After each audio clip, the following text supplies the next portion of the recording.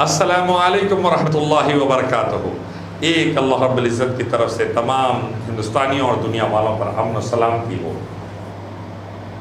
کل سے پتہ چل رہا ہے کہ فاکس نیوز کے اونر، نیوز کارپ کے اونر روپرٹ مرڈوک 60 سے زیادہ پبلیکیشنز بند کر رہے ہیں، ہزاروں امپلائیز کو گھر بھیج رہے ہیں۔ امریکہ کے اندر، یورپ کے اندر، آسٹریلیا کے اندر ایک یہودی ہے روپرٹ مرڈوک، اسلام اور مسلمانوں کے خلاف دل میں زہر بھرے ہوا ہے اور سدا خلاف بولتے رہتے تھے۔ اللہ کی مار آئی، کمپنیاں بند ہونا شروع ہوئے، اربوں ڈالر کا نقصان ہونا شروع ہوا، گھروں کو امپلائیز کو بھیجنا شروع کرے، بزنسز بند ہونا شروع ہو گئے۔ جیسی کرنی ویسی بھرنی، جو کرو گے وہ پاؤ گے، اچھا کرو گے اچھا ملے گا، برا کرو گے برا ملے گا۔ اب چلتے چلتے میرے پیارے بھارت میں بھی شروع ہو گیا۔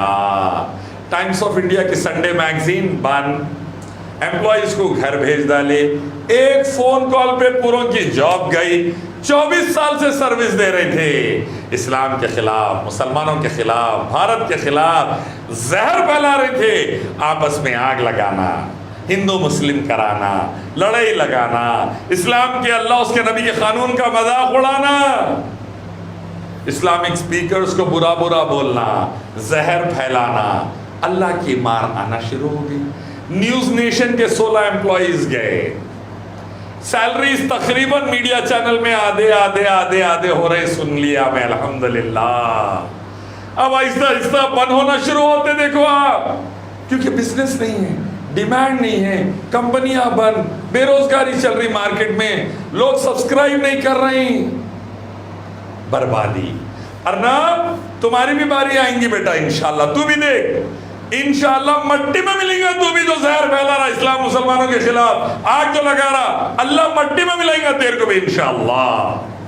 اور دوسرے پورے چینل والوں کی باری آئیں گی، آج تک، انڈیا ٹوڈے، سب جیسی کرنی ویسی بھرنی، دوسرے کے گھر کو آگ لگائیں گے، خود کا گھر بھی رینج میں آئیں گا۔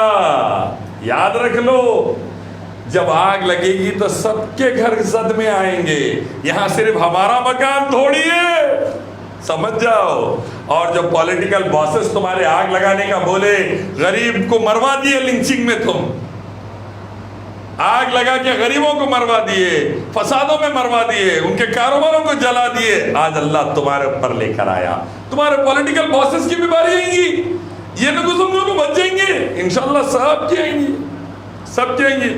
ابھی تو کمپنیاں بنانا شروع ہوئے، یاد رکھو تم نے جو آگ لگائی نا، اب اس کا خمیازہ بھگتنا پڑ رہا ہے، اس کے لیے بربادی آ رہی ہے۔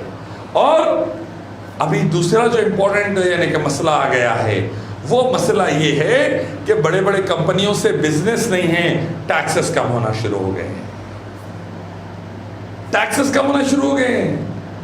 اسی لیے وقت ہے، ابھی بھی سنبھل جاؤ، آؤ ایک رب اللہ کی طرف، اسی کی عبادت، اس کے آخری پیغمبر محمد صلی اللہ علیہ وسلم کے راستے کی طرف، انسانیت لاؤ، انصاف لاؤ، آپس میں آگ مت لگاؤ، دیش میں آگ مت لگاؤ، ہندو مسلم کے فسادوں کے جیسے زہریلے باتیں مت کرو، محبت کی، خلوص کی، انسانیت کی بات کرو، ایکتا کی، شانتی کی، انتی کی بات کرو۔